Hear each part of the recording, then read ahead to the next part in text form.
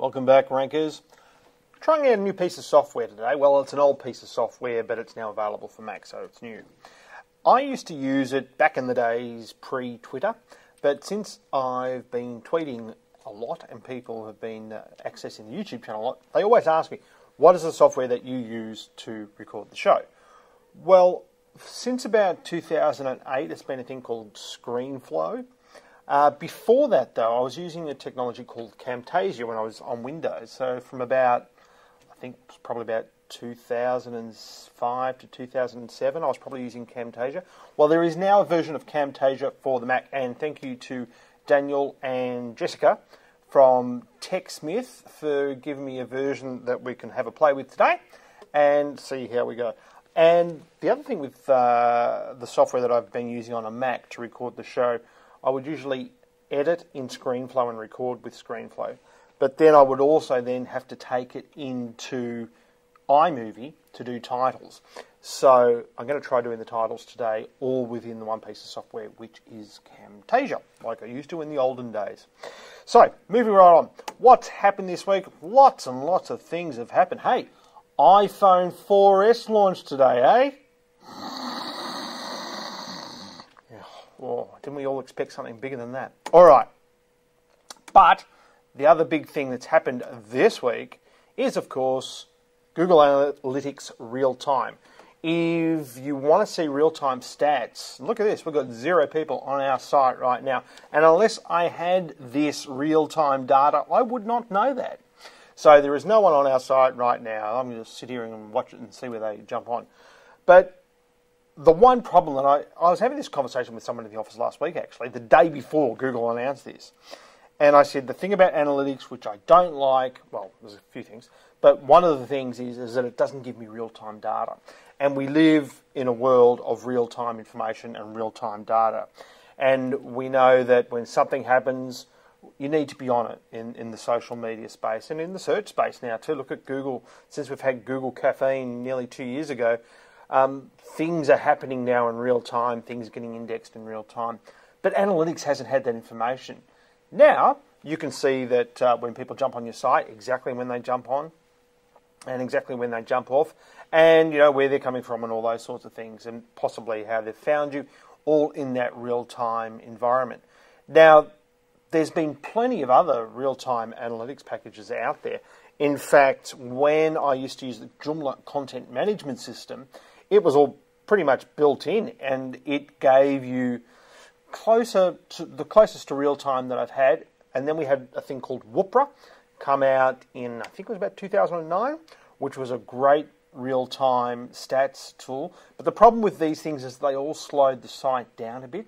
And even there was one for WordPress, whose name escapes me at the moment, but it basically just slowed the site to a crawl.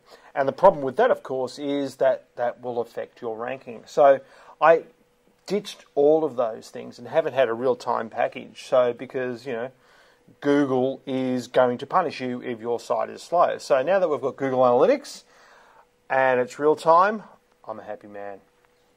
The other thing that happened last week, in case you're from overseas and didn't hear about this particular story, there's a company called Gasp here in Melbourne, or in Australia, I should say. They've got shops across the country. But they had a major customer service social media moment, which did not go well. And just if you just go and Google Gasp Fail, and you can just see our story is there on it and what happened. And it was in the same week that I was doing the story on online reputation management. And, you know, it sort of tied in quite well. But it made headline news here. It was across all the television stations. It's still going on Twitter. There was still a tweet stream happening on that as we speak. And I'll just bring that over for you to have a look at. And you can still see there, you know, as of 2 hours ago, it slowed down. We're probably getting, you know, one tweet every few hours now, but it was faster than my SEO stream, which is this one here, which is saying something last week, and it's calmed down now. But the lifespan or the shelf life of a social media disaster is nowhere near as long as things that are in Google. And yes, you should be responsive to social media disasters. You should be on the ball to social media disasters. You should be, engaging in the same environments where those social media disasters are happening, just like David Meerman Scott says. But if I just go back to the Gasp Fail, but Gasp has had problems in the online space long before this particular incident, and these other things are just going to stay there for a lot longer. Now, the only thing, in my opinion, that the Gasp, they might have lost a few customers out of this whole social media faux pas. But there's a lot of gnashing of teeth, beating of chests, people getting upset. Yeah, the emails that went back and forth were pretty ordinary, but they were also a bit funny and gave us all a bit of entertainment for a few days. I think in the long run, it's just opened up more people to their brand. There's people today saying, Gasp is having a closing down sale, so they must be closing down because of this social media faux pas. That doesn't seem to be the case to me. And if someone can confirm that, that'd be great. I haven't been down to Chapel Street to have a look, but my understanding, the closing down sale is they're moving from one shop to another shop on the same road. So I don't think it has affected the business in a really bad way, because the reason I say that, these guys have been getting bad reviews for a long time, and this is something you should be checking yourself. Go and Google your brand, have a look at your places entry. They don't seem to have they certainly haven't updated all their places entry. But look here, 3 Google reviews. And this is what I'm talking about. Like in social media, it's dying right down. It's backing back off. People, it's not an issue anymore. It's not news. It's not making the headlines. The viralness has been stopped. But, we've got someone jumping on the bandwagon here on the 3rd of October, leaving a review, and that's when all this was going on. But, 20th of June, 2011, and, I found another really bad review in a fashion forum from 2005, saying basically the same thing. Everyone hates their staff, and, they try to pressure sell, and their products are rubbish. They're not my words, by the way. That's what I've read online. But that stuff's been there forever.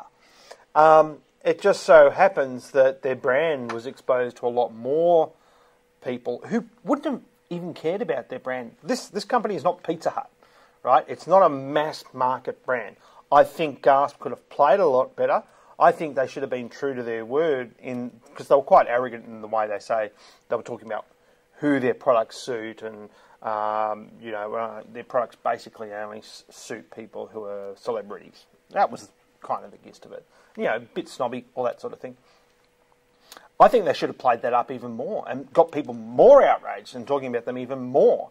But they didn't do that, and they tried to sort of defend their position, and it all looked a bit sad in the end, really. But I really don't think that this social media disaster has affected or will affect their business. I could be wrong, but what I think you need to be caring about is these sorts of things, because search doesn't forget. Social media does. That's the difference. So, when people are Googling a brand, chances are they're considering doing business with you, right? Obviously not in a social media disaster type time, but at any other time when there isn't a social media disaster and you're not in the news and they're Googling a brand, they want to find out about you, you're probably going to be making a purchase. That's why great customer service is important, because of search. Social media is great, but remember, there's a bell curve to it. And that's what David Meerman Scott talks about. Go and get his book. It's a great book. So we're using this Camtasia software. I hope it's working, because I think the show's going well. What do you think? And last week, I want you to go have a check out of this site. Noise 11. We launched it last week. It's a great music site. This is... some of you may have known the crew that used to be Undercover. They are now Noise 11. So we got this site live. Lots of video. I'm heading across their offices this afternoon. Great interviews. A lot of great music that you just aren't going to hear anywhere else. These are exclusive sessions at Undercover. But check that out. It's a great site. But finally today, I just want to talk one more time about brand and be careful who you get to work on your site. And the reason for this is simple. Got this Skype spam overnight. We've all had them. Please like my page. Capital West Advisors. So we go to Capital West Advisors. That's not them. We go to Capital West Advisors on Facebook. And, you know, we can see that their likes here are the plating cleaning service and some supplements for gastric bypass patients and Farmville.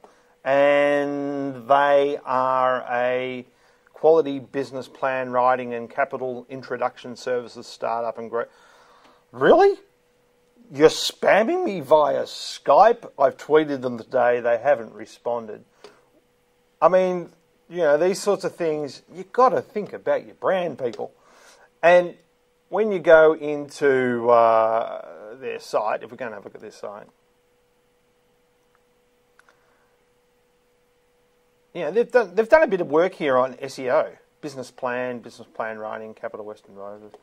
But you go and find out who are these people, and they've got all their advisors' names. So then,